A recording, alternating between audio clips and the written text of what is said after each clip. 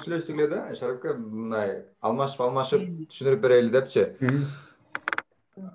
Ошол мыкты экөөбүз түшүндүрө турган болобуз буюрса. Анан кийин суроого жоопко дагы алмашып жооп бере турган болдук. Хорошо. Барабай алганда. Анан анча кишилер микрофон өчүрүп туралы. Анан кийин суроо берели, кайра жандырабыз. Садырбай, баштарсың болот. Запись башталды. Ассаламу алейкум достор. Менин аты жөнүм Садырбай Жумадилов. Азыркы учурда Түркия мамлекетинин Кайсери деген шаарында 2-курста билим алып жатам. Кесибим электрик энергетик. Ошол бүгүн сиздерге ошол өзүбүз өткөн Түркия бурслары же болбосо кыргызчасы Түркия стипендиялары программасына кантип тапшырабыз жана кантип өтө алабыз деген темаларда буюрса сиздерге маалымат беребиз. Негизинен эле ошол Түркия стипендиялар программасында бүгүн бир аз кыскача слайд даярдадык эле. Ошол слайд менен сиздерди тааныштыра кетели. Азыр хост менмин да, Шарипка? Азыр кетет.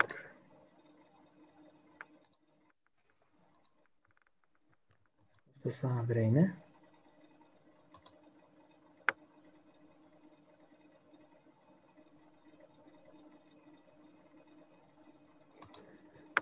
Экранды бөлүшкөнчө мен да Сен өзүң тааныштырып койсуңбу? Баарыңыздарга салам. Менин атым Мыктыбек. Бул жакта Турцияда окуп жатам азыркы кезекте, Коnya шаарында. Кесибим боюнча айтсак кетсем, кесибим компьютерный инженерия факультетинде азыр 3-курс болдум. Ошондой эле жогоруда Садырбай айткандай эле, биз кандай бул жака келип калдык, кантип окуп атабыз деген суроолорго силерге жооп берип, силердин дагы Туркияга келип билим алып, билимиңерди өркүндөтүү үчүн, силерди өзүңөргө салым кошконуңарга жардам берүү үчүн ушундай чогулуп отурабыз силер менен. Азыр дагы Садырбай бир аз Турция жөнүндө айтып берип, стипендиялары жөнүндө айтып бермекчи. Садыр, сен уже экранды бөлүшөрсүң болот. Азыр. Көрүнүп атат? Загрузка болуп атат.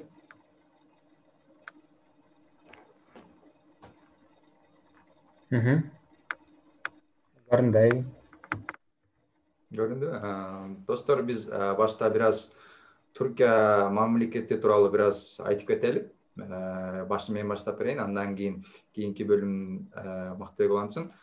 Түркия дегенде баарыбыз билебиз, калкы 83,5 миллион калктуу, аянты болсо 783,562 километр квадрат жер ээлеген жана 81 шаары бар Түркия мамлекети. Ошондой эле кооз шаарлардын, кооз мамлекеттин бири деп айтсак болот. Себеп дегенде Каппадокия же болбосо Стамбул сыяктуу көптөгөн шаарларды өзүңүздөр деле билип жүрөсүздөр. Андан сырткары өзүнө бир туристтерди тарта алган шаар, мамлекет катары да белгилүү Түркия. Кийинкиси Мыктыбек сен айтып берсең. Кошумчалай кел. Сен жылдырып турсаң да. Азыр биздин максатыбыз биринчи университеттер жөнүндө келет экен. Кийинкиси биздин максатыбыз биринчиден силерге Турцияны айтуунун максатыбыз дагы силерди Турцияга эмнеге окушуңар керек, кандай силерге мүмкүнчүлүктөр түзүлөт, ошолор жөнүндө айтайлы дедик эле. Бул жакта Садырбай айтып кеткендей эле жогоруда өзү туристтерди өтө көп тарта турган, ошол эле кезде ошо туристтер менен силер да таанышып, башка дүйнөдөгү башка мамлекеттер менен келген студенттер дагы өтө көп келет бул жака. Ошолор менен таанышып, алар менен баарлашып, ой алмашып, силердин өзүңөрдүн көз карашыңарды, дүйнөгө болгон көз карашыңарды, жашоого көз карашыңарды дагы башка мамлекеттер кандай көз карашта экен, ошол силерге окшошпу же башкачабы, өзүңөрдүн кругозор, мындайча айтканда, кругозоруңарды көбөйтсөңөр болот да, чоңойтсоңор болот. Ошон үчүн Турция жөнүндө айтып кеттик эле. Ал эми азыр университеттери боюнча айтып кетсек, негизинен 209 университети бар. Алардын 131 бул мамлекеттик университеттерге кирет. Ал эми 78 болсо бул жеке университеттер. Биз силерге айтып бере турчу нерсе, 131 университеттин ичинен бирөөсүнө силердин окуп калуу мүмкүнчүлүгүңөр болот. Булар Түркия стипендиялары деген атайын мамлекет тарабынан дайындалган ошондой эле Режеп Тайып Эрдоган Турциянын президенти тарабынан колдоого ээ болгон программа болуп саналат. Бул толугу менен силерди бул жака алып келип Турцияга билим берип университеттерде. Ошону менен бирге эле ар кандай силерге дагы кандай кошумча маалыматтар болсо, кошумча курстар болсо, ошолордун баарына жардам берип турат өтүүңөргө. Университеттер боюнча айтсак, бул жакта өтө көп университеттер бар. Негизи билесиңер, Турцияда окугандар да көп, башка жерден келип. Ошондо бул дүйнөлүк бир деңгээлдеги университеттер, мындай айтканда. Анан нелер бар экен Садырбай, жылдырсаң? Азыр.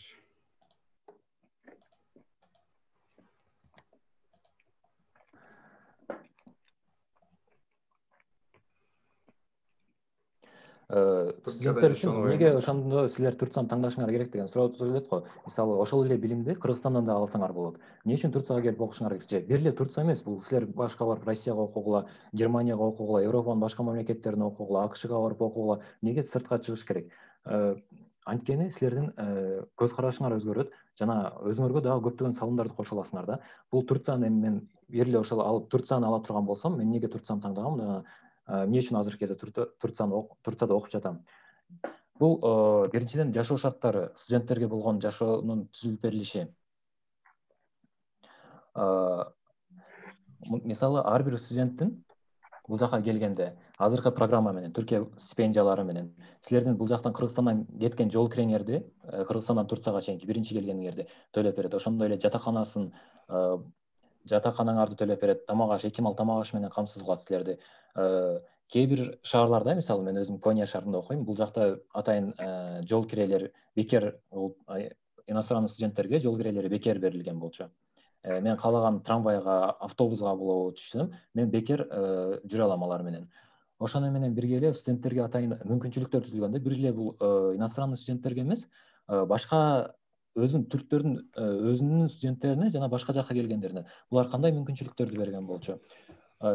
Жашоо шарт студенттер үчүн жашоо шарттары өтө ыңгайлуу. Мисалы, жатаканасын алалы. Жатаканасында бир комнатада 4 кишиден калат, 3 кишиден калгандары бар. Өзүнчө сабак окуган бир комнатасы бар. Силер кадимкидей эле бир квартирада жашап аткандай сезесиңер.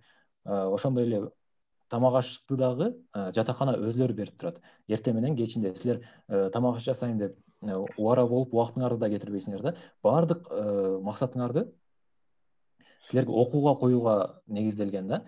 Ошондон сырткары силерге университеттерде ар кандай ыңгайлуу шарттары түзүлгөн. Университеттен сырткары китепканалары бар, өтө чоң китепканалар. 24 саат боюнча ар бир университеттин өзүнүн китепканалары бар. Андан тышкары китепканалар бар. Силер барып ошол жерге сабак окуп, даярдана ала турчудай. Ошону менен бирге эле спорттук жагынан дагы эч калбасын деп ар кандай курстар ачылган болчу. Спорттук иш-чаралар өткөрүлүп турат. Ошондой эле мэрия тарабынан өтө көп колдоого алынат да студенттер. Ар бир шаардын бул мен айтат элем, ар бир шаарда барго деп. Мен анткени өзүм азыр жашап жаткан Коnya шаарынан көрүп жатам бул жака. Жаштар үчүн атайын жерлер түзүлгөн.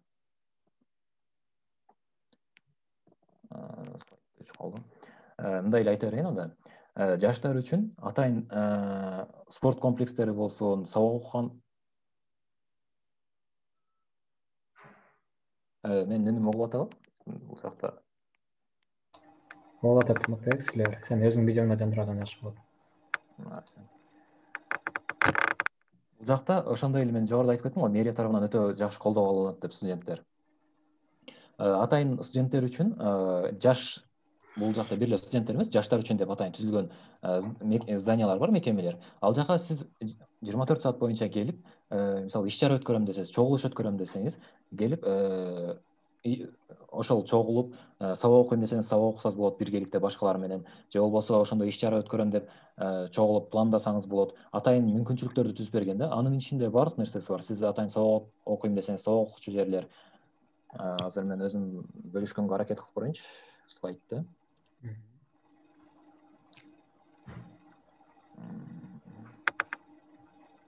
Мен кайрадан келдим. Садырбай дагы азыр бираз айтып берсин. Мен бул жанагы жогоруда айтып жаткан бул окуганга атайын ыңгайлаштырылган китепканалар. ошондой эле жатаканалары, бул жакта атайын студенттер үчүн окуганга ыңгайланган зданиялардын түзүлүшү. Бул ар бир студентке дагы ушундай карт берилет. Бул карт силердин тамак жегениңерге, жол киреңерге, ошондой эле кирип чыккан ар бир жериңерге кирип чыкканга мүмкүнчүлүк түзөт бул. Спорттук комплекстери бар. Спорттук комплекстерден ар бир университеттин өзүнүн эң жок дегенде эле олимпиадалык стандарттарда түзүлөт да булардыкында баарында. Алла. Жок дегенде олимпиад стандарттары менен түзүлгөн. Бул не деген? Достор, микрофонду өчүрүп алсак жакшы болобу? Өчүрүп койдум. Садырбай, улантып айтасың?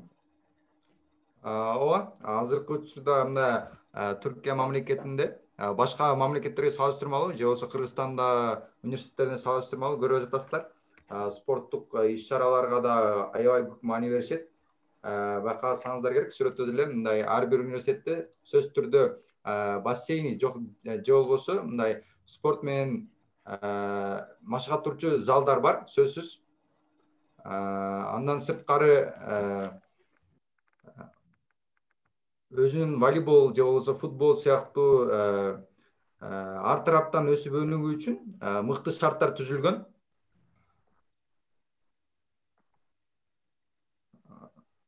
Суроо жоопту кийин жооп берели буюрса. Андан кийин кайсыларды айтып берсек болот? Муктубек, сен бөлүштүң беле? Мен буларды айтып кеткен элем азыр, бул общежитиянын, жатаканалардын шарттары.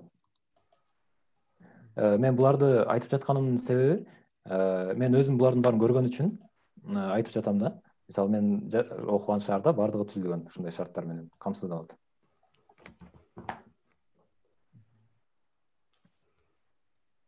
Жашап көрүп сиздер менен да мен бөлүшөйүн дедим.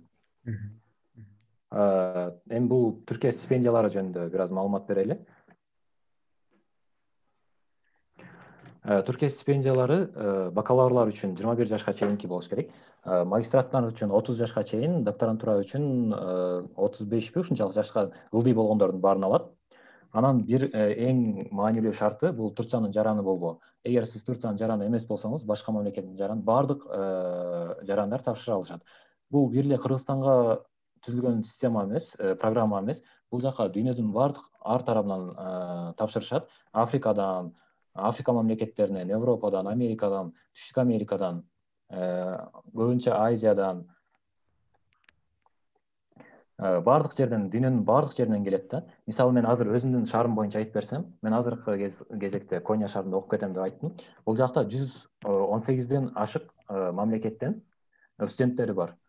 Ал студенттердин баары менен бир атайын фонддор бар түзүлгөн, студенттерге жардам берүү максатында. Ошондой атайын иностранный студенттерге жардам берүү максатында түзүлгөн фонддор бар. Алар баардыгына жардам берип турат. Ошол эле кезде кыргыздар дагы бул жакта жашап окуп турган, алындан жардам алып, ошондой иш-чара өткөргөндө алар менен чогуу иш-чара өткөрүшүп, кыргыздар өзүнчө чогулуп турабыз бул жактан. Ошол эле кезекте башка мамлекеттен келген студенттер менен таанышып, алар менен ой алмашып турабыз.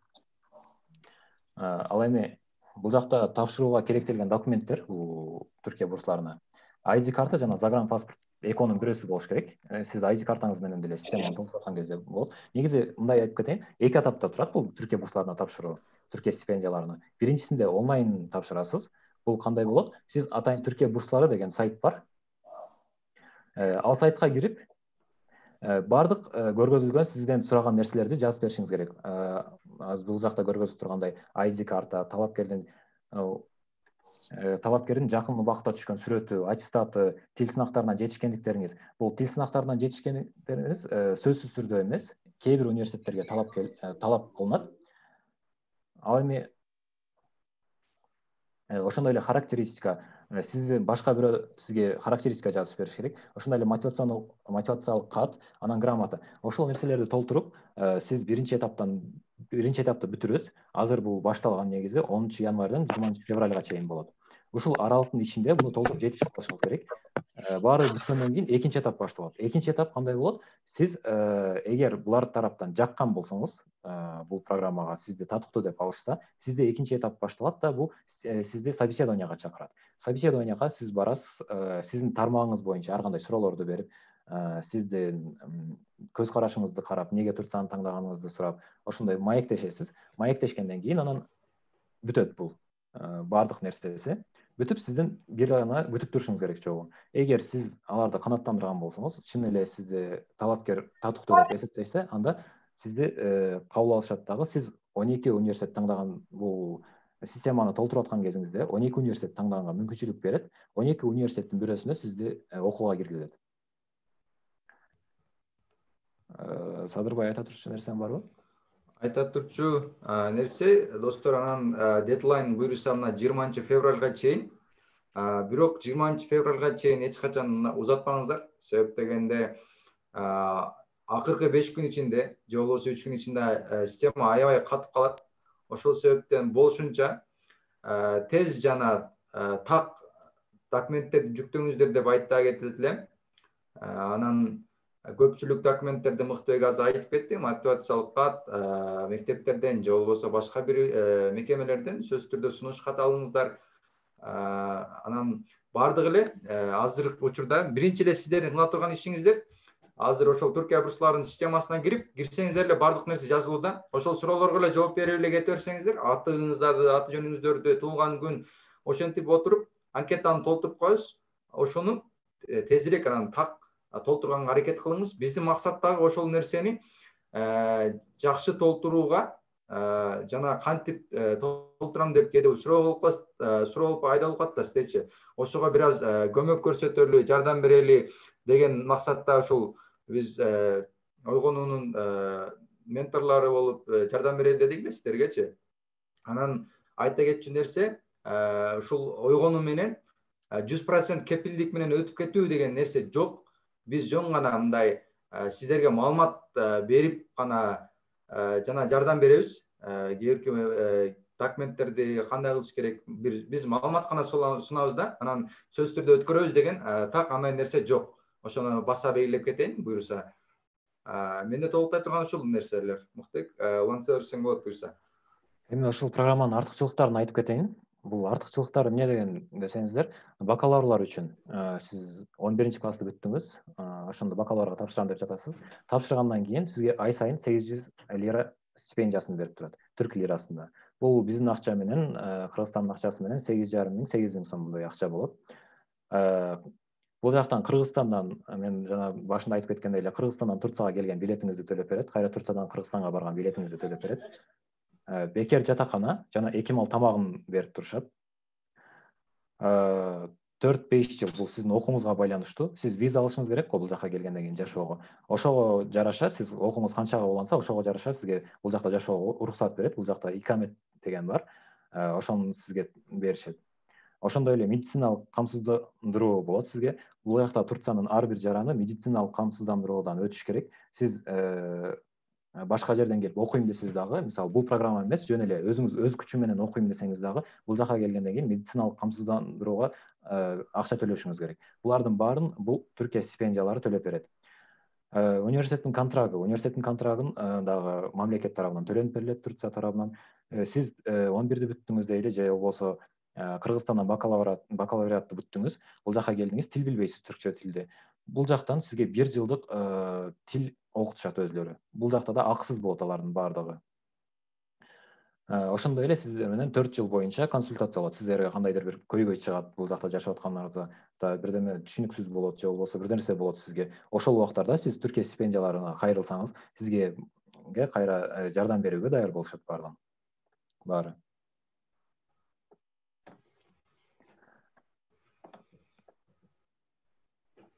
Азыр сиздердин сурооңуздар болсо, сурооңуздарды алганга аракет кылалы. Анан дагы бир айта кетчү нерсе, бул жакты Турцияны мактоо эмес биздин максатыбыз, силерди бул жака алып келип окутуу эмес. Биз бул жакта көрдүк көп нерсени, көрүп аткан нерсебизди эмнеге Кыргызстанда жок, эмнеге Кыргызстанда болбойт бул нерсе деген эле максатыбыз да. Биз ушул жерден билим алып, барып кайра Кыргызстанга. Ошол Кыргызстанга да ушундай шарттарды түзүп берип студенттерге мекенибизди өркүндөтүп өстүрөбүз деген эле максатыбыз бар да. Эч кандай сиздерди мындай бул жака алып келип алып же болбосо биздин андай бир оюбуз жок. Бир гана сиздерге жардам берип, ошол эле кезекте өзүбүзгө дагы салым кошуп, мамлекетибиздин өнүгүшүнө да салым кошуп атабыз. Эң биринчи эле негизи мамлекеттин өнүгүшүндө бул адамдардын билим сапатынын жогору болуусу. Сиздерге да биз дагы ошондой билим алып, билимдин артынан жүрөбүз. Сиздерди дагы ошого чакырабыз. Анда эгерде кааласаңыздар суроо берсеңиздер болот, микрофонуңуздарды жандырып, анан же болбосо чат бөлүмүнө деле жазсаңыздар болот, буюрса. Эгерде түшүнүктүү болсо, ошентели. Эгерде түшүнбөй калган жерлериңиздер болсо, суроо берсеңиздер болот. Биз мыкты экөөбүз колубуздан келишинче жооп бергенге аракет кылабыз буюрса. Сиздерге менде суроо. Мамлекеттик жана жеке университеттер дедиңиз го, анын айырмасы эмне? Ошол жөнүндө айтып берсеңиз. Мыктыбек, мен жооп берейин. Жооп бер. Мамлекеттик университеттер негизинен ошол Түркия бурслары, Түркия стипендиялар программалары мамлекеттик университеттерге гана өткөрөт да. Мисалы үчүн азыр бизде деле бар да, мамлекетке баш ийген жана менчик университеттер дегенче. Мисалы үчүн кээ бирки университеттер бир адамдын кол астында иштейт да. Же болбосо ал мамлекетке баш ийбейт. Ошол санагандай эле Түркияда дагы 113 болсо керек, 113 ушундай мамлекеттик университеттер бар.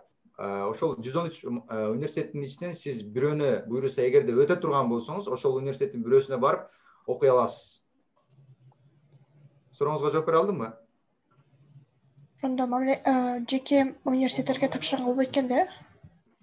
Жок, ошол жеке университеттерге тапшырган үчүн өзүнүн экзамендери бар. Бул Түркия бурслары менен ошо мамлекеттик университеттерге тапшыра аласыз буюрса. Менде суроо бар да, азыр мына бакалавр 21 жашка чейинби, 21 жаштан кийин болобу бакалаврга тапшырыш үчүн? 21 жашка чейин болуш керек. Ооба, туура. Ылдый жашкырактагы бардык жаштар тапшыра алышат. 21 жаштан ылдый, Ооба. Бул жакта суроо бериптир. Экинчи этапта тест геометрия, математикадан берилеби деп. Негизи жылдан жылга өзгөрүп келатат бул нерсе. Экинчи этапка келгенде собеседованияны кандай кылышат, алар өзүлөрү чечишет. Ошол кезде, мисалы, былтыркыны алып карай турган болсок, мен өзүм тапшырып аткан кезде, Садырбай экөөбүз тапшырып аткан кезде мындай нерсе жок эле. Биз барып эле жөн эле собеседованияга кирип, алар менен маектешип бүтөт эле. Былтыркы тапшыргандар болсо, андан кийинки тапшырган, андан бизден кийинкилер дагы, анан былтыркы тапшыргандар дагы математикалык тест болду. Бул 7-8 класстын математикасы. Геометриядан билбейм, эсимде жок эле, геометриядан жок болчу. Бирок математикасынан суроолор бар эле. Жеңил суроолор болчу. Эгер мектепте берилген математиканы билсеңиздер, 7-8-9 класстардагы, анда кыйналбайсыз го деп ойлойм. Бул жакта да суроолор бар экен. Эгерде мындай өздөрү бере тургандар болсо, берсеңиздер болот. Биз азыр бул жактан окуп турайын мен. Эрки суроолор бар экен. Мына азыр менин сайттын ссылкасын эмеге жөнөтө аласыздарбы, чатка жазып алсак болобу? Азыр жөнөтөбүз. Анан достор, айтып кетейин мен. Биз буюрса, ошол ойгону менен Мыктыбек, анын ичинде дагы биз Telegram группа ачканбыз. Анан эгерде кааласаңыздар ошол жака кириңиздер. Биз бардык маалыматтарды ошол группа аркылуу бөлүшүп турабыз. Суроолоруңуздар болсо да ошол жактан берсеңиздер, биз өз убагында жооп бергенге аракет жасайбыз. Анан ошол бардык нерсе ошол жактан болот да, буюрсачы. Кандай нерселер керек ошол жакта бардыгы. Ошол жака кириңиздер буюрса. Садырбай, сен ошо Телеграмга ссылканы дагы чатка жүктөп койсоң. Азыр Каалагандар кошула берсин.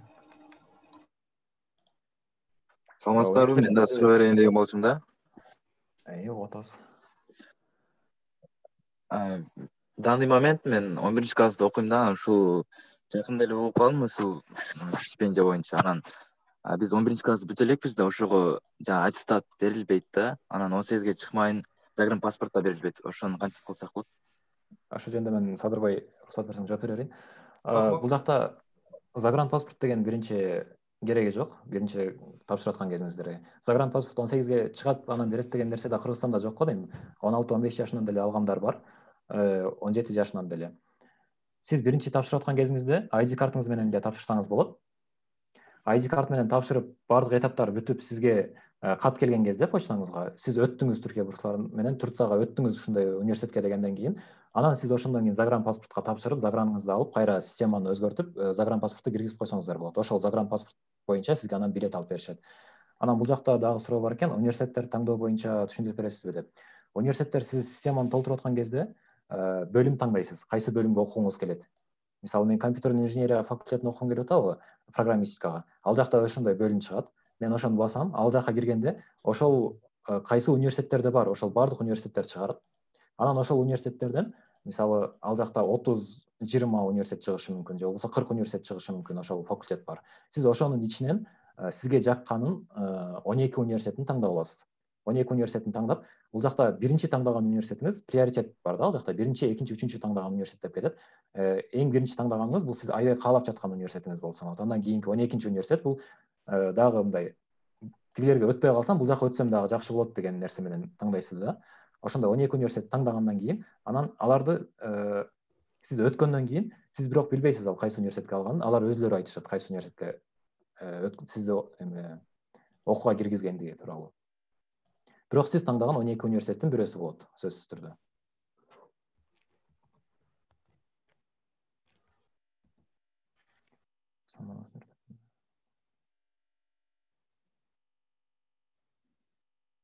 Эгер сиз түрк тилин билген, бул жакта дагы суроо бар экен, эгер сиз түрк тилин билген болсоңуз, мисалы, Манас университетин бүтүп келген болсоңуз, магистратурага тапшырып жатсаңыз азыркы кезде, бирок бакалаврды Манас университетинде окуган болсоңуздар, сизге 1 жыл окууңузга кереги жок.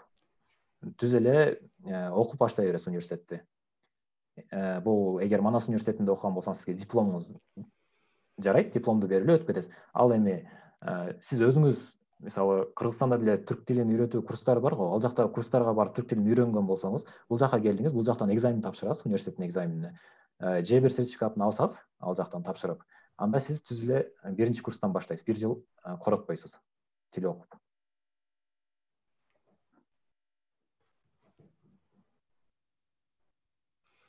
Достор, мен Telegram каналын, группанын бул ссылкасын жөнөтүп койдум.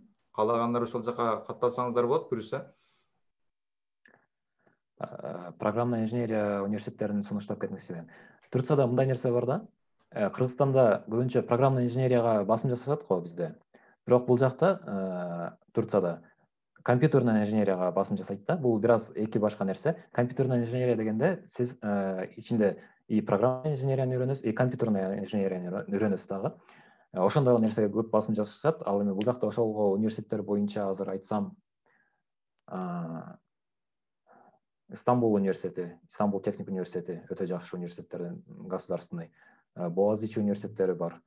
Дагы Йылдыз техник университети. Ошолорго өткөнгө аракет кылсаңыздар болот. Анан дагы интернеттен жазып караштырсаңыз дагы жакшы болот го дейм. Анткени мен азыр өзүм алып жаткан университетти айтсам, мен азыр Коnya шаарында компьютерный инженерияда окуйм, Коnya техникалык университетинде. Алып жаткан билимиме мен жакшы да, мага жетиштүү эле. Мен каалаган нерсени эле берип жатышат мага.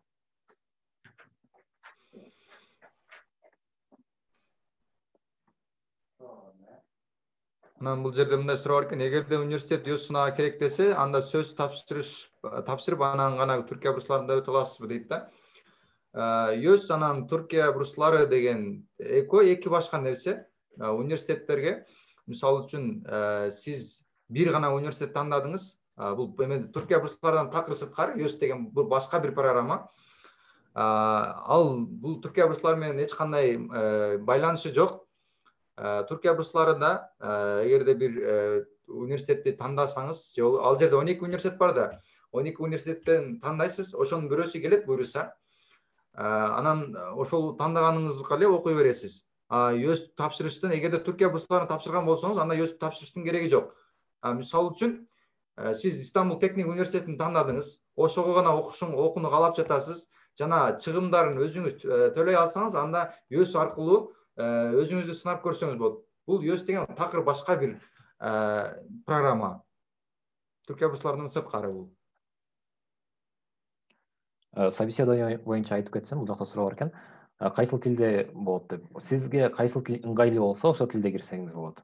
Ал жакта котормочу бар, сизге которуп берип турат. Мисалы, кыргыз тилинде эркин сүйлөсөз, кыргыз тилинде кирип тапшырсаңыз болот. Орус тилинде эркин сүйлөсөз, орус тилинде дагы кирип алар менен баарлашсаңыз болот. Эгерде окууга өтсөк, кайсыл учурда кетишибиз мүмкүн.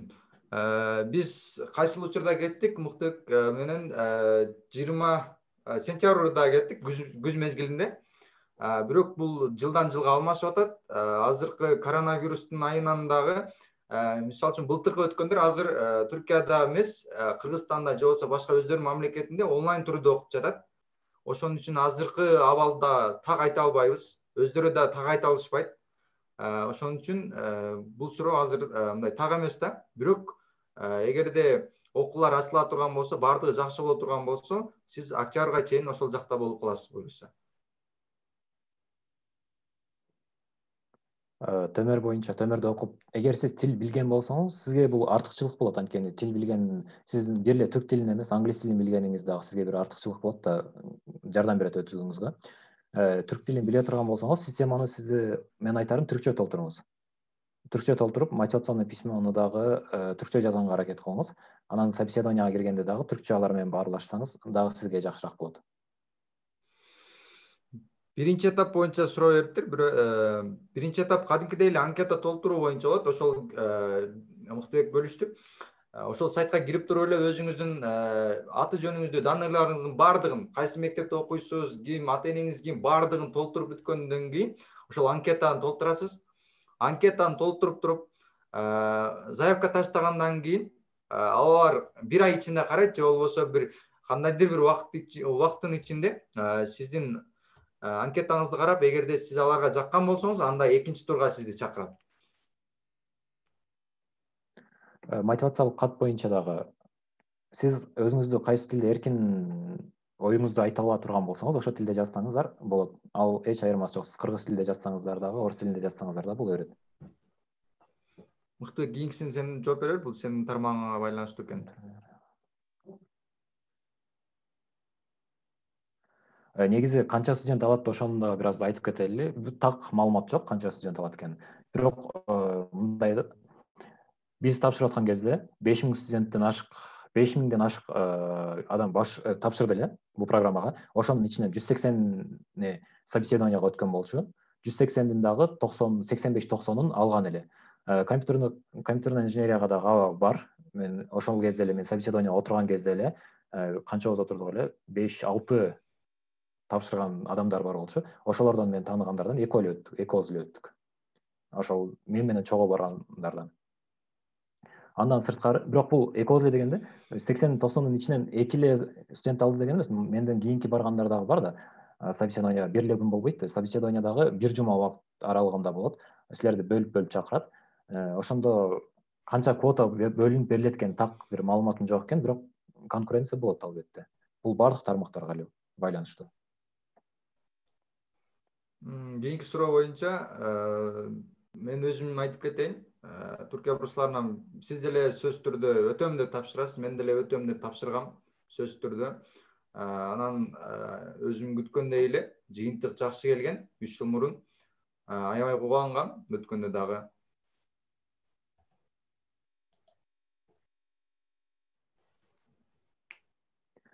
Мен жооп берип кетсем ушул суроого эле, азыр Садырбай жооп берген суроого эле. Мен өткөн кезде мен каалаган шаарым негизи башында Коня эмес болчу, бирок Селчук университети деп башында тапшырган элем. Мен каалап аткан шаарлар бул Анкара, Эскишехир, Стамбул болчу, же Измир. Ушул үчөөнүн бирөөсүн өтөм го деп ойлогон оюм бар эле да менин. Бирок буларга өтүү мүмкүнчүлүгүм түзүлбөй калыптыр. Мен таңдаган университеттерден 12-нин ичинде Селчук университети бар болчу, Конияда. Мени ушул жерге өткөрүштү. Башында ойлондум, келсемби, келбесемби деп. Анан ушунча өткөндөн кийин барып окуп көрөйүн бир жыл дедим. Келдим бул жака, келип, мен күткөн нерседен дагы жакшыраак болду да.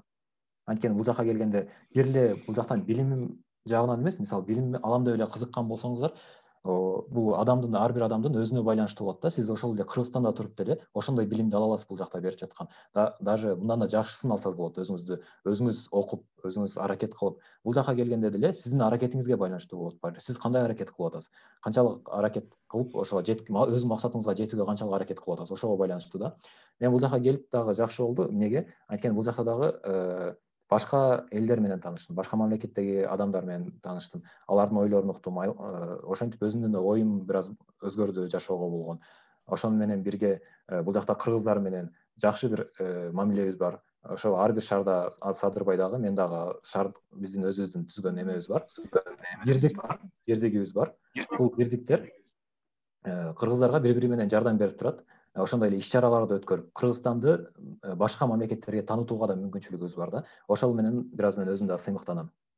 Башка мамлекеттерге ушундай таанытууга мүмкүнчүлүгүбүз түзүлүп аткан үчүн. Экзамен боюнча суроо бериптир. Негизинен ал экзамен деле эмес, мындайча айткандачы, 3 жыл мурун экзамен деле жок болчу. Азыркы учурда экинчи турда барганыңызда мындай логикалык суроолорду бериши мүмкүн да. Баягындай IQ деп коебуз го. Ошол сыяктуу суроолорду бериши мүмкүн. Бир 10 суроолуу тест болушу мүмкүн. Анан бирок мындай математикадан же болбосо биология, химия деп коркпой эле коюңуз. Андай деле экзамендер жок. Ошол буюрса. Эгер сиздин жашыңыз 18-ге чыга элек болсо, ата-энеңизден нотариустан кат жаздырып аласыз. Атайын 17 жаштан, бул жакта деле 16-17 жаштагы балдар окууга өтүп келгендер бар. Кандай кыласыз? Сиз тапшырып сизди окууга алышты. Сизге документтерди жиберген кезде сиздин ата-энеңизден да уруксат сурайт алардан. Бардыгын нотариустан бүтүрүп бергенден кийин анан сизди алып кетишет. Мотивациялык кат боюнча мен кыргыз тилинде жазгам. Ошол Муктубек кайсы тилде жазды? Сен кайсы тилде жаздың, Муктубек?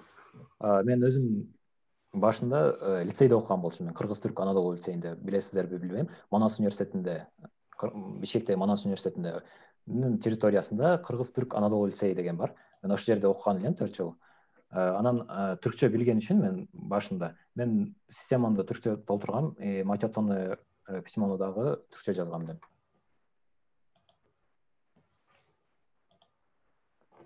Эфир сакталат сөзсүз түрдө. Азыр бул жерде запись болуп атат, андан кийин буюрса бөлүшөбүз.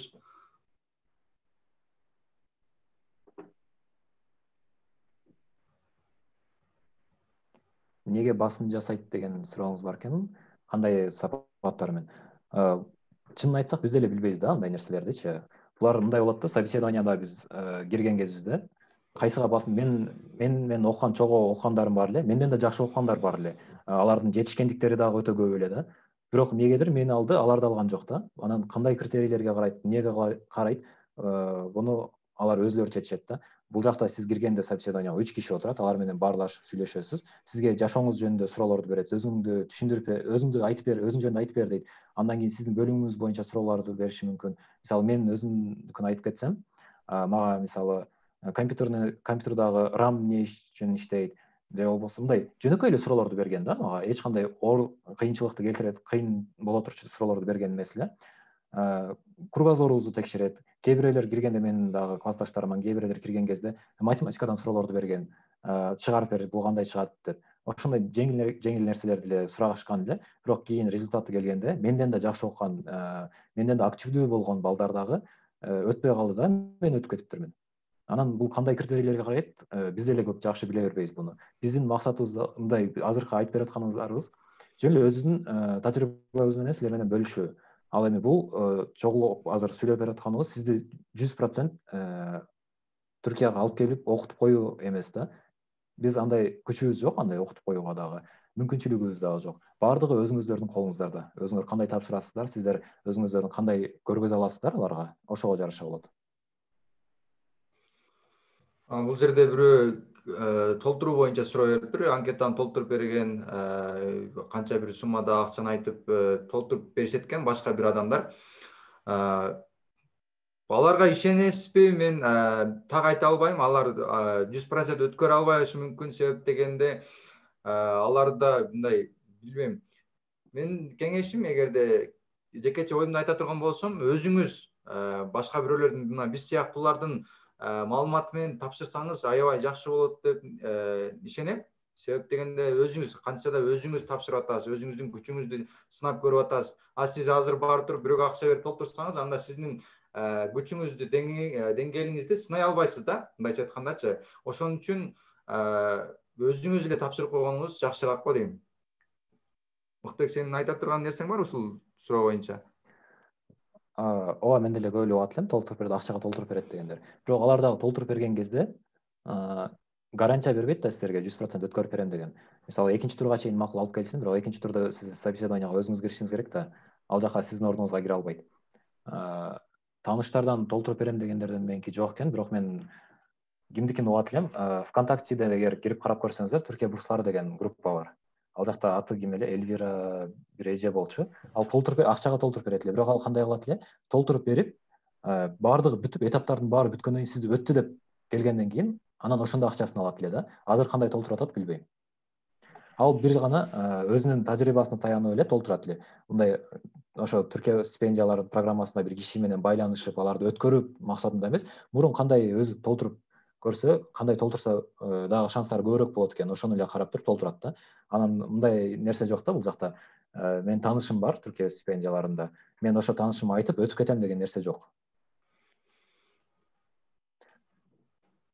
ОРТ боюнча эч кандай тиешеси жок. ОРТ эч кереги жок. Ушул бүтүрүүчүлөргө, абитуриенттерге айта турган эң жакшы жаңылык, ОРТ эч кереги жок. Кабатыр болбоңуздар. Рекомендательное письмо боюнча жок, кыргыз тилинде деле тапшырсаңыз болот. Кыргыз тилинде сиз кимден алып атсаңыз, кыргыз тилинде деле жазып берсе болот. Бирок эң башкы нерселери бул ошо кишинин, жазып берген кишинин Gmail болуш керек, почтасы, телефон номери, анан печать колу менен. Анкетаны бул жерде анкетаны текшергендер боюнча аны өздөрү текшериши мүмкүн, кандайдыр бот текшериши мүмкүн эмес. Ал жөнүндө так маалыматыбыз да жок, аны айтыш биздин колубузда эмес. Алар өздөрү текшеришет, менин оюмча. Ошол буюрса, суроолор деле бүтүп калыптыр. Башка сурооңуздар болсо чатка жазыңыздар, же болбосо өзүңүздөр сүйлөп да берсеңиздер болот.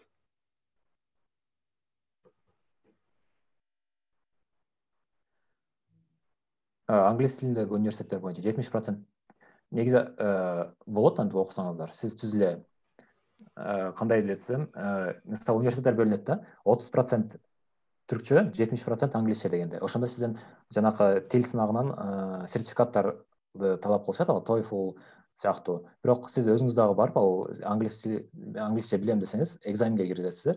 Экзаменден өтсөңүз, анда биринчи курстан баштай бересиз. Эгер өтпөй калсаңыз, анда 1 жыл дагы англисче окуйсуз. Ушуга эле толуктап кетейин. Мисалы үчүн кээ бул жерде окуучулар болушу мүмкүн. Теология тармагына тапшырам дегендер, араб тили боюнча. Эгерде сиз дагы араб тилин билсеңиз, анда ошо менен плюс түрк тилин билген болсоңуз, анда биринчи курстан баштап кете бересиз. Эгерде түрк тилин дагы, араб тилин дагы билбесеңиз, анда 2 жыл биринчиси түрк тилин, экинчиси араб тилин үйрөнүшүңүз керек болуп калат. Ошон үчүн ошону маалымат бере кетейин дедим. Эки тилди ал жака түрк тилинен го кабатыр болбоңуз. Бирок азыркы учурда араб тилиңизди дагы келиштириңиз деп айтат элем, эгерде теология тармагына тапшыра тургандар болсо. Турцияда медке тапшыруу негизи эле баардык жерге орго тапшырышчы. Бир эле Турцияда эмес, Кыргызстан болобу, кайсы мамлекет болбосун, тапшыруу өтө оор болот. Бул жакта дагы требованиялары ошондой эле көбүрөөк болот да. Сиздин бааларыңыз жогору болуш керек. Мисалы, мурун көп алчу эмес Кыргызстанда медке. Бирок биз тапшырып аткан кезде бирөөнү алды. Общий 90 бала ичинен 1 бала өттү эле. Былтыркы тапшыргандардан, мурунку жылкысынан, бизден кийинки жылкылардан медке тапшыргандарды билбейт экеним. Бирок былтыр, быйыл жаңы өткөндөрдөн бул жылкы 2019-2020 жыл окуу жылына өткөндөрдөн Кыргызстандан 2 окуучуну алды медке, Анкара университетине. Жыйынтык боюнча качан чыгып калышы мүмкүн? Ал чамалап айтканда май айларына барышы мүмкүн. Мисалы үчүн биздин эмеде айталы, биз март айында бүткөнбүз. Биздин биринчи турдун жыйынтыгы апрелде келген да. Ошол баарлашуубуз апрель айында болгон. Азыр кандай болот, аны так айта албайбыз. Өздөрү өздөрү жарыялашат аны. Айыл чарба тармагында негизи ар бир университетте бар ал факультет, зират деп түркчөсүнөн караса зират деп жазылат. Бардык эле университеттерде бар. Сиз ошол системаны толтуруп аткан кезиңизде айыл чарба тармагын деп таңдасаңыз, ошол жакта сизге кайсыл университеттерде бар экенин сизге көргөзүп берет. Кайсыларды таңдасаңыз болот экенин.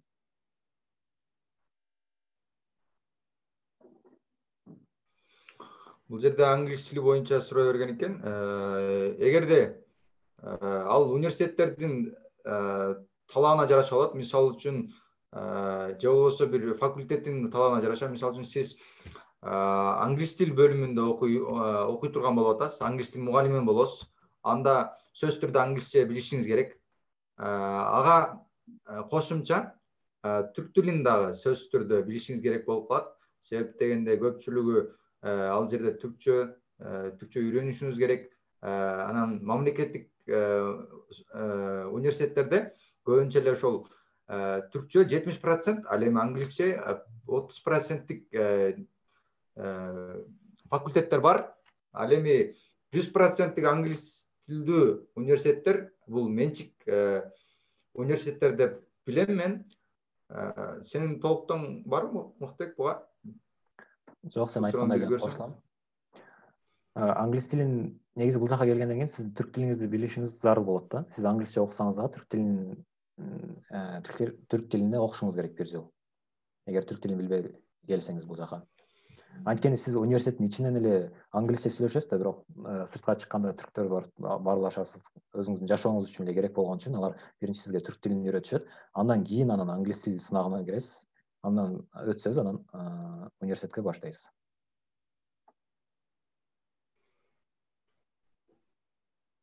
Мотивациялык катта негизинен ал жерде 3 суроо болот.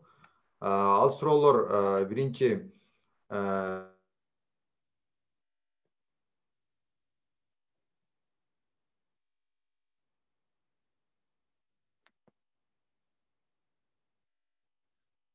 Садырбайдыкка Садырбай интернети неме болуп кетти.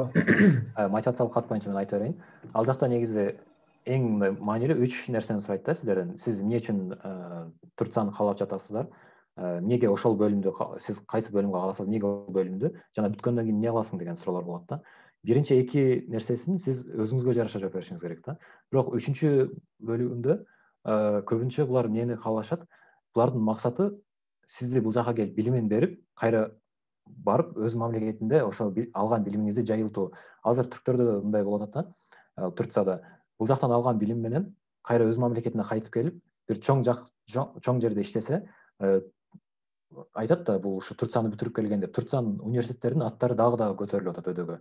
Ошондой каалап жатышат да булар дагы. Ошон үчүн жазып аткан кезде мен жок Турцияга калып иштейм, Турцияда жашайм деген нерселер болсо, көп учурда ошондой жазгандардыкын албайт. Сизде собеседованияга келгенде дагы бүтүргөндөн кийин эмне кыласың деген суроо болгондо, көп алардан сиздин жообуңуз мен келип кайра өз мамлекетиме салымымды кошом дегенди күтүшөт алар сизден.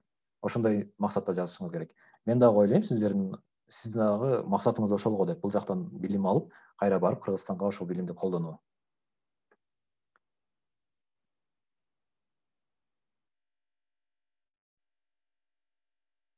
Аттестаттын копиясын эле алып барса болот собеседованияга. Негизи собеседованияга барганда бардык документтердин оригиналдары керек. Бирок кандайдыр бир себептерден улам сизде жок болсо алар, анда аларды эле түшүнүү менен кабыл алып, карап көрүшөт.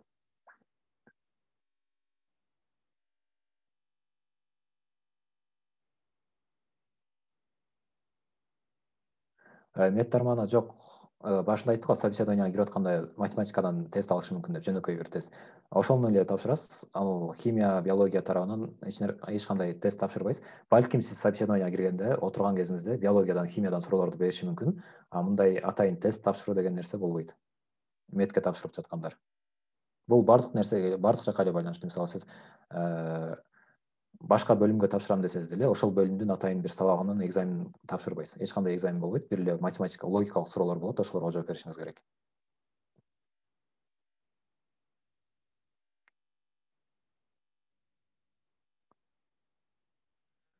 Магистратура бөлүмүндө ар кандай болот айттым го, 90 кишиден. Мен үнүм келип атабы? болот атат. ооба. Магистратурага тапшырып атканда дагы 25 орун берилет го деп ойлойм, анткени 90 кишинин эң көбү булар бакалаврлар өтөт, андан кийин магистранттар, анан докторантурага тапшыргандар өтөт. Эң аз бул докторантурага берилет.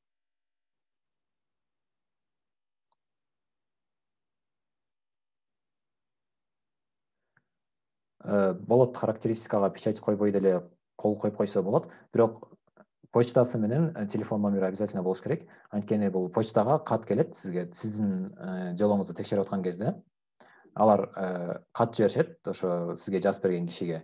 Ал ооба мен чын эле мен жазып бергем деп подтвердить этиш керек.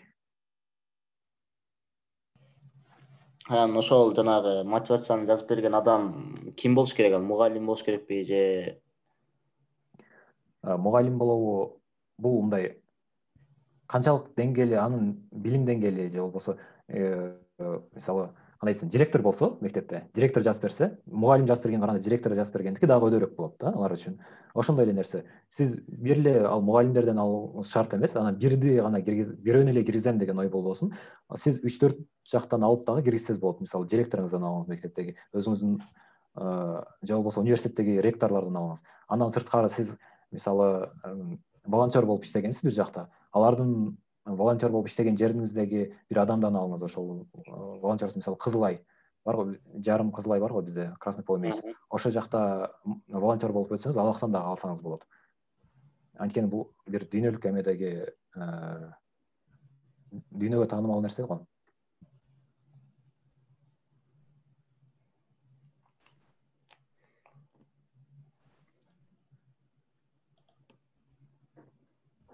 Юристтердики ооба болот окуса.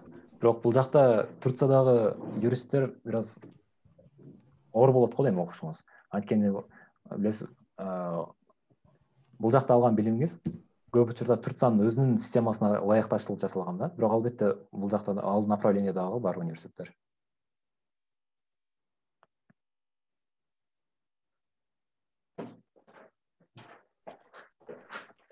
WhatsApp номери дегенде биз Telegram'дан бөлүштүк, группа бар атайын түзүлгөн Түркия бурслар деген.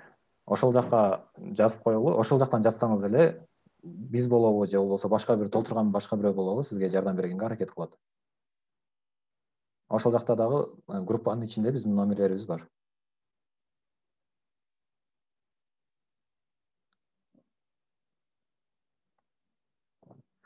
Аттестатыңыз жок болсо, биринчи этапты толтуруп аткан кезиңизде, сиз 11 класста окуп жатасыз. Сиз эмне кыласыз? Мен окуумду улантып жатам деп жакта таңдоо эмеси бар. Ошону баскан кезиңизде сизден аттестат сурабайт ал жактан. Бир гана транскрипт сурайт. Транскрипт бул баалары 9-10, 11 класстардын орточо баасын чыгарып, ошону эле киргизесиз. Аттестатты киргизүүгө кереги жок ал жака. Анан 11 класстын бааларын киргизип аткан кезиңизде, азыр уже биринчи менен экинчи черек бүтүп калды го, ошо биринчи, экинчи черекти алып киргизесиз.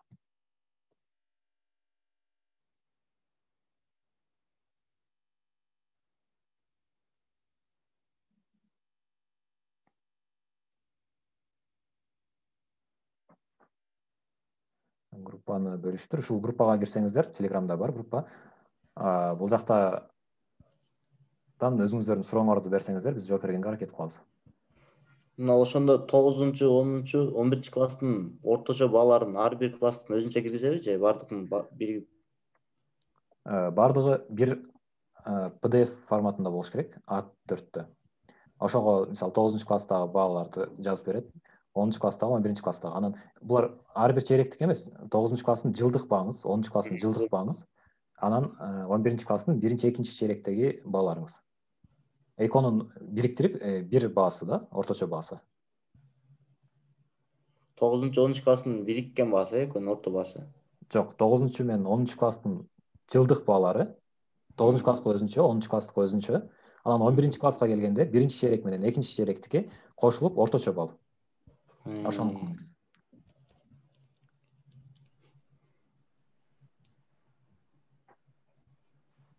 Транскрипти айт бер, Мухаммед. Бул жакта суроо бар экен, дагы 2 жыл окуп туруп, анан башка программалар, мисалы Erasmus менен башка Европага чыгам деп атасыз. Андай деле кылсаңыз болот, бирок бул университет эгер уруксат берсе сизге. Мындай чыгып жүргөндөр бар. бул жакта келип окуп, анан башка мисалы Европанын дагы башка мамлекеттерине барып окуп келгендер бар, андай чыгып окуй берсеңиздер болот. Эгер бир гана университет ошого уруксат бериш керек. Түркия стипендиялары буга уруксат берет. Ал эми университет дагы уруксат берген болсо, чыгып тапшыра берсеңиздер болот, окуй берсеңиз болот. Башка суроолор бар экен, карап. Экономика боюнча. Экономика одайм.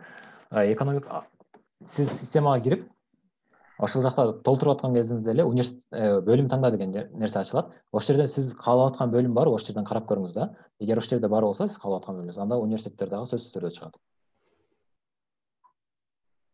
Бирок мен билишимче баардык тармактар бар. Бир гана пилоттуку жок болсо керек. Пилотко эгер летчик болом десеңиз, тапшыра албайсыз го дейм. Калган баардык эле направлениялар бар болчу. Менде суроо бар да. Мен быйыл буюрса экинчи жолу тапшырам. Былтыр тапшырганда 11-класста.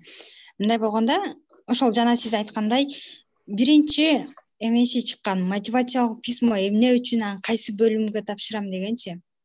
Ошол чыккан. Ошону мен эгерде ал кандай бөлүмдөр бар экенин билбейм да ал жердечи. Башка бөлүмдү жазып койсом, кийин кайра артка кайтканда ошол жерде оңдоп жазса болобу? Мисалы, бөлүмдөрдү көрүп университеттерди тандагандан кийин. Жок, мындай болот. Сиз биринчи бөлүм таңдайсыз, университет таңдайсыз, андан кийин анан мотивационный письмо жазасыз. Мотивациялык кат. Катары менен болот, ал жакта чыкканда. Биринчи сизге бөлүмдү таңда деп чыгат. Бөлүмдү таңдагандан кийин сизге университет таңдаганга шанс берет. Университет таңдап бүткөндөн кийин анан дагы кийинкиси ачылат. Кийинкиси да бул мотивациялык кат болот. Ошондо мен быйыл 1-курсмун, бул жакта Кыргызстанда университетте окуп жатам. Мотивациялык письмону же болбосо жанагы жылдык орточо балларды 11-класстагы боюнча кетет. Ооба, ошону эле тапшырасыз. 9, 10, 11-класстагы балаңызды киргизесиз дагы. Окууну бүткөм деп жакта галочканы койгондон кийин сизге аттестатыңды жүктө дейт. Аттестатыңызды анан жүктөп коесуз ал жака.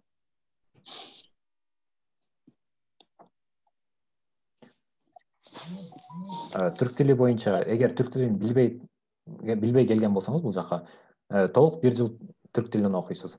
Мисалы, А1-ди окудуңуз дейли, А2-ни окудуңуз дейли. Анан сиз уже бул жактан 3-4 ай жашагандан кийин негизи кыргыз тили менен түрк тили жакын эле болгон үчүн көп деле кыйынчылык тудурбайт да сиздин окууңузга, үйрөнүүңүзгө. 3-4 айдын ичинде эле жакшы үйрөнүп кетесиз. Бирок ошого карабастан дагы сиз аягына чейин окууга туура келет. Аттап кетем деген нерсе жок да.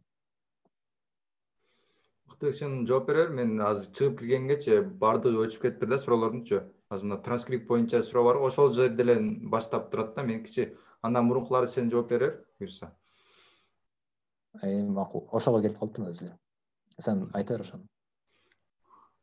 Транскрипти мектептен чыгартасыз. Барсаңыз ошол мугалимдериңиз чыгарып берет.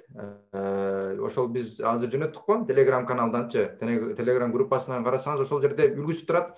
Ошол сыяктуу кылып мугалимиңизге көрсөтсөңүз, ал сизге жасап берет. Ошол сыяктуу эле мектептен эле жасатасыз транскриптичи 9, 10, 11-дин бааларын.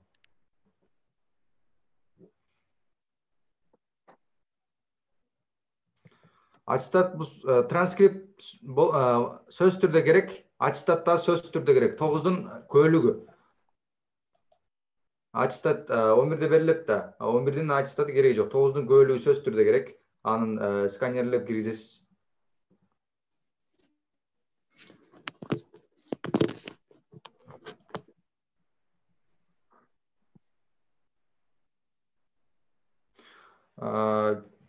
Мотивациялык письмого университеттерди эгерде аябай эле ал университетти каалап жатсаңыз, жазганыңыз кандай болот билбейм, аны так айта албайм. Бирок эң жакшысы эле ошол университеттер бөлүмүндө тандаганыңыз жакшыраак деп айтам.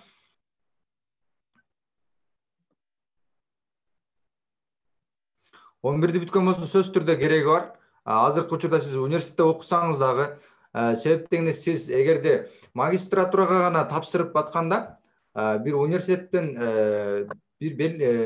документтерди ала аласыз да. Себеп дегенде сиз азыр 11-ди бүтүп бир университетке тапшырдыңыз.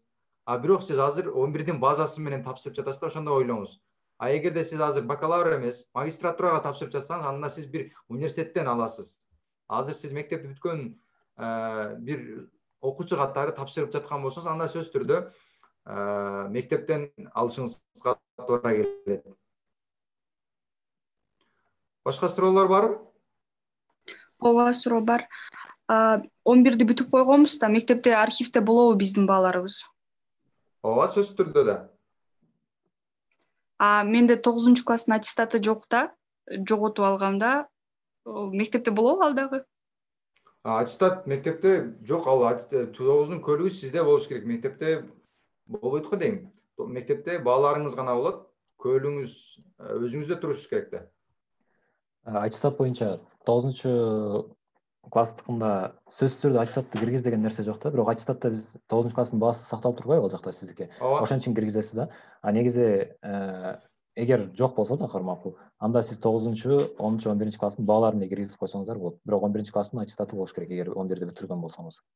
Аны сөзсүз түрдө сурайт. Ошондо 9-класстын сиз баасын эле киргизип койсоңуз, барып мектептен архивден бааларыңызды карап, жылдык бааңызды 9-класстын алып, 10-класстын жылдык баасын алып, 11-класстын жылдык баасын алып туруп, үчөөнү бириктирип бир орто балл чыгат. Ошо орто балл менен системага киргизишиңиз керек толтуруп аткан кезде.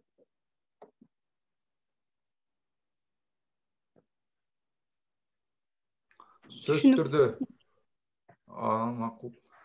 Кийинки суроо, бакалаврда башка бөлүм окуп, магистратурага башка бөлүмгө тапшырсам болобу деген суроо экен. Болот. Өзүңүздүн каалооңуз, өзүңүздүн тандооңуз. Бирок өтүү ыктымалдуулугу канчалык экенин так айта албайм. Аны сиз өзүңүз жакшылап түшүндүрүп беришиңиз керек. Мен мындай кесип тандагам, мындай магистратурада ушундай кылайын деп жатам деген мотивациялык катыңызда өзүңүз билдирип, же болбосо баарлашууга барганда дагы айтып берсеңиз жакшы болот. Ошол жактан чечилет да сиздин сурооңуз.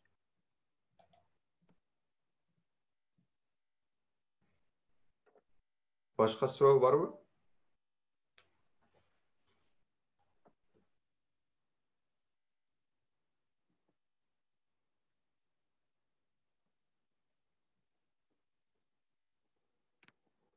Суроолоруңар болсо жооп берүүгө даярбыз. Жогоруда айтып кеткендей эле биз силерди мындай бул жакка кыйнап алып келүү максатыбыз эмес, бир гана билимге тартуу болчу.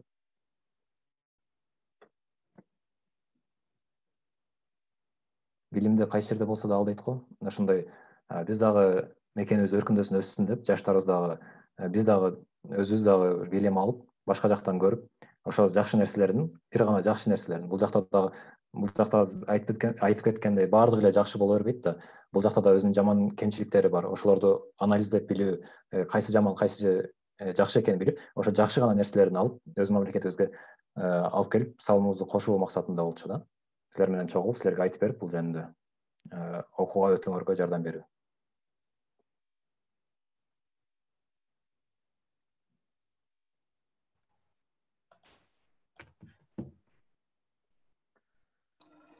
Мотивациялык катты кандай кылып толтуруу керек? Мотивациялык катты сиз өзүңүз жазасыз. Жакта суроолор берилген болчу. Ошол суроолор боюнча өзүңүз жооп беришиңиз керек. Эмне үчүн ошо бөлүмдү тандап атасыз? Кандай келечекте кандай пайдасы тиет ал сизге? Сиз үчүн, айланаңыз үчүн, мекениңиз үчүн. Ошондой эле эмне үчүн Турцияны тандадыңыз? Кайсы себептерден улам Турцияны тандадыңыз? Ошондой нерселер болот. Ошолорго жооп берсеңиз эле. Жооп берсеңиз уже бул жазылган болуп эсептелинет. Бирок ар бир эменин шарты бар го, өзүнүн жазган. Интернеттен карап көрүңүз кандай шартта жазылат экен. Мисалы мен жөнөкөй эле тил менен жазгам. Кээ бир жакта карасаңыз мотивациялык письмолор кандай жазылат деген көп нерсе бар да. Аларды окуп чыгыңыз, эгер шарттары кандай экенин. Бирок мен өзүм толтуруп аткан кезде мен жөнөкөй эле тил менен жазып берген элем. Мына молар болот. Мен ушундай келечекте өзүмдү ушундай көрө алам.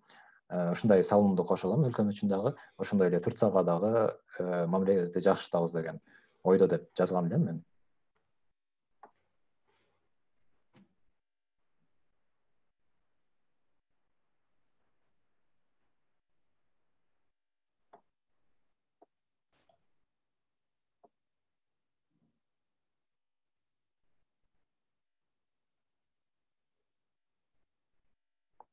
бир эле бул жактан анан Турцияны эле таңдап эмес, башка жактарды да караңыздар. Азыр 11 класс болуп атсаңыздар, Россияны карап көрүңүздөр, Европанын мамлекеттерин караңыздар.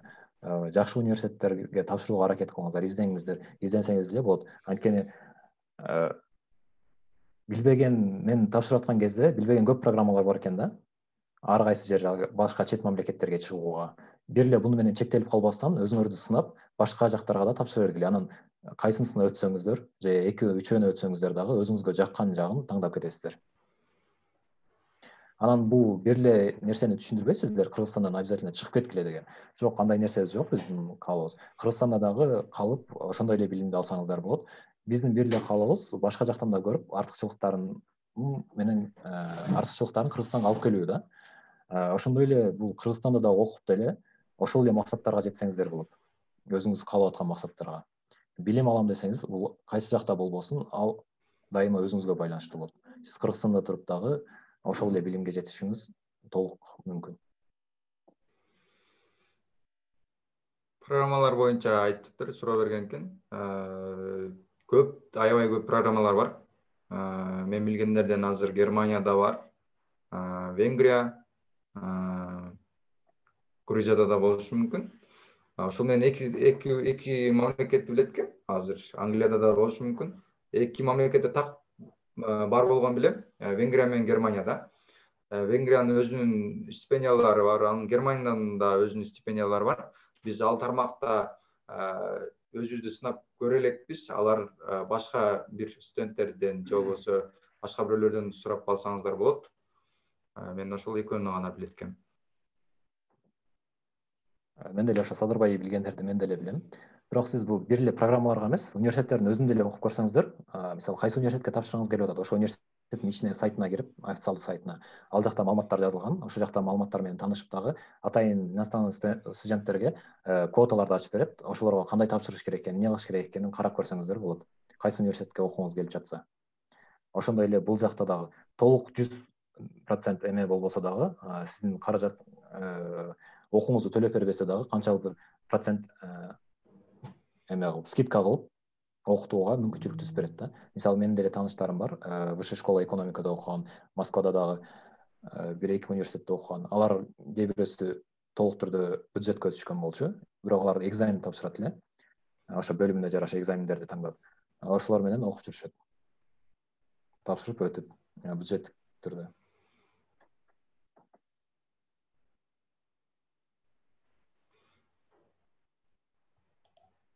Башка суроо жок окшойт. Секинден жыйынтыктай берет окшойбуз.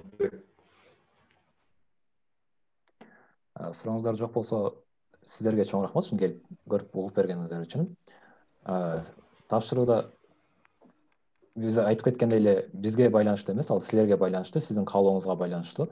Канчалык деңгээлде каалап жатасыз окуганы. Сиздин аракетиңиз менен эле баары болот. Ооба достор, бүгүнкү катышып бергениңиздер үчүн чоң рахмат. Ал эми дагы да кенен маалымат алабыз десеңиздер, ошол ойгонууга жазсаңыздар болот, же болбосо биз чатка бөлүштүк, ошол жакта Телеграмга катталыңыздар сөзсүз түрдө. Ал жактан биз колдон келишинче жооп бергенге аракет кылабыз. Анан сөзсүз түрдө аракет кылыңыздар. Бул мүмкүнчүлүктү колдон чыгарбаңыздар, мындай программалар өтө аз. Анан баардык аракет сиздердин гана колуңуздарда деп Муктубекти кошумчалап кетейин. Анда эмесе сөздү Шарбекке сизге берейин. Муктубек, Садыр, рахмат чоң силерге. Негизи аябай маалыматтуу болду. Мен дагы өзүм үчүн окууну бүткөн болсом дагы, бирок бир аз мындай кызыктырган нерселер көп экен да. Ошол эле нерсе, мисалы үчүн стипендиясы полностью сен жашаганыңды жабат экен. Тамак ашы 2 маал бекер. Ошол эле стипендиясы сен башка жака чыгып келгенге жетет экен. Сен ошол жөнүндө дагы айтып койсоң, сен канча стипендия аласың, үйдөгүлөрдөн акча аласыңбы? Ошону да айтып койчу. Менимче ошо окуучуларга дагы аябай кызыктуу болсо керек экен да. Айтып коеюн, мен өзүм айтайын. Азыркы учурда мен 800 лира алам, Муктубек да 800 лира алат. 800 лира кыргыз сомуна 8.000, 8.500, 9.000ге чамалап калат. Анан үйдөн мен кетип атканда, самолет мындай кийим кече алганда бир $200 алгам. Ошол мойдон ала элекмин. Анан жыл сайын мен Кыргызстанга келип атам. анан келатканда дагы самолеттун акчасын ошол стипендияман ар бир айда кичине 100 лирадан чогултуп отуруп самолеттун акчасы чыгып калат да, ошол менен Кыргызстанга келип атам.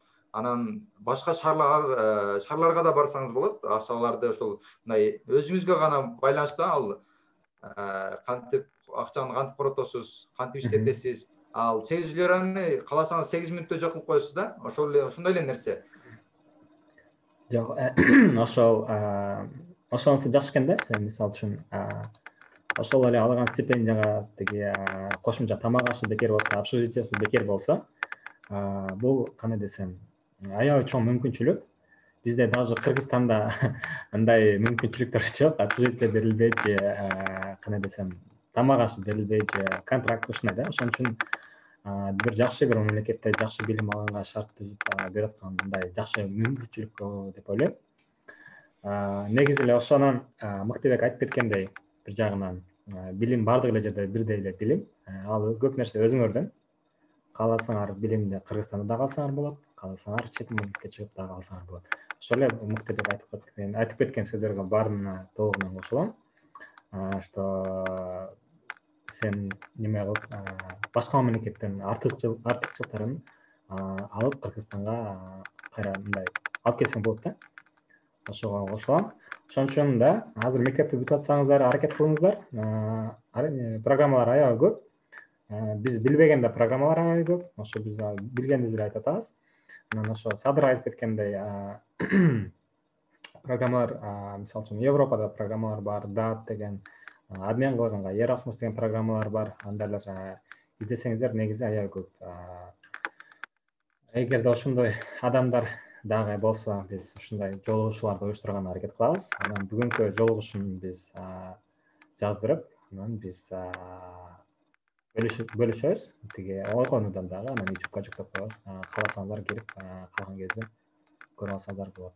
Анан ошол эле жана Telegram каналга да катталып коюңуздар. Бул именно ошо Түркия бурслары боюнча силерге анкетаны толтурганы, анан кийин дальнейшем собеседование балким суроолор болсо ошол жактан окуп жаткан студенттер силерге жооп бергени аракет кылышат.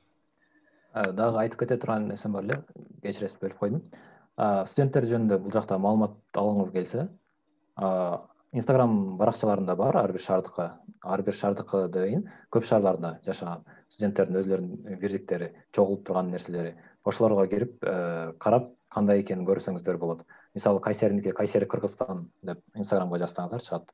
Мисалы мен жашап аткан шаардыкы Коня, Кыргызстан Коня деп жазсаңыздар чыгат. Ошол жактан дагы көрүп алсаңыздар болот студенттер жөнүндө. Биз эмне кылып атабыз, кандай иш-чараларды өткөрүп атканбыз.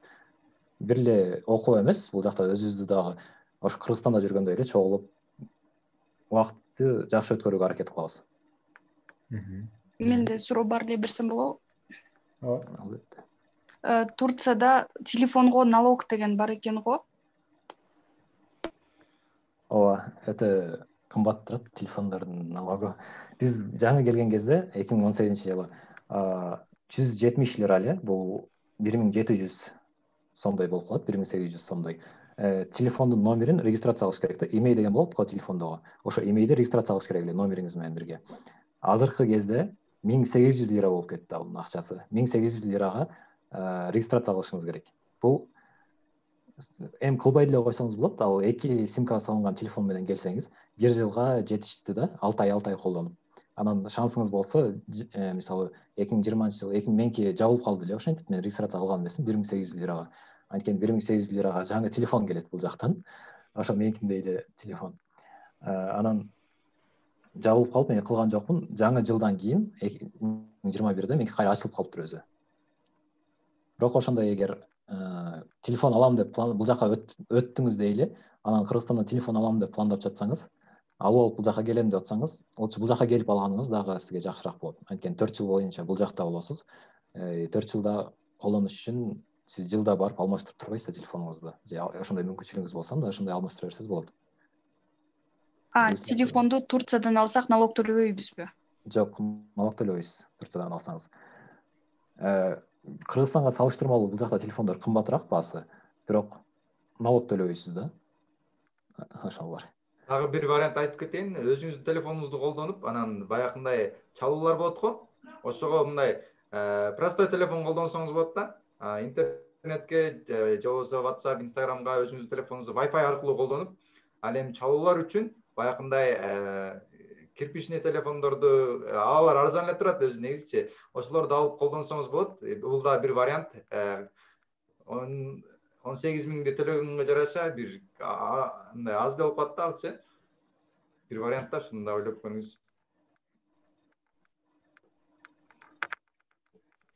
Симкалар 6 ай сайын өчүрүлөбү кандай? 6 ай убакыт берилеби? Ооба, сим картага 6 ай убакыт берилет. Эгерде телефонуңузда 2 сим карталуу болсо, ал 1 жылга чейин жетиши мүмкүн. 6 айда сөзсүз түрдө бир сим картаңыз өчөт. Ал эми кийинки 6 айда экинчи сим картаңыз өчүп, ошентип 1 жыл боюнча сиздин сим карта сала турган жериңиз такыр иштебей калат 1 жылда толугу менен. Анын только сиз жалгыз эле Wi-Fi менен жүрүп каласыз. Ошон үчүн же ал жактан алыш керек, же мен айткан вариантты колдонуш керек. Ошондой да. Же болбосо Кыргызстанга келип жаңы телефон алып кетиш керек. Рахмат. Бир карап болду. Болду, анда суроолор жок. Акырында жыйынтыктыр эле. Катышканыңыздарга баарыңыздарга рахмат. Ошо Мыктыбек, Садырбай, силерге да аябай чоң рахмат. Ошо бүгүнкү бөлүшкөн маалыматыңарга. Андан кийин бөөрсө суроолор болсо, жана Telegram каналга кирип, же болбосо ойгонун өзүнүн баракчасына жаза берсеңиздер болот. Биз ар дайым жооп бергенге даярбыз. Анда эмесе ошентип жыйынтыктыр эле. Баарыңыздарга бейпилтим. Жакшы калыңыздар.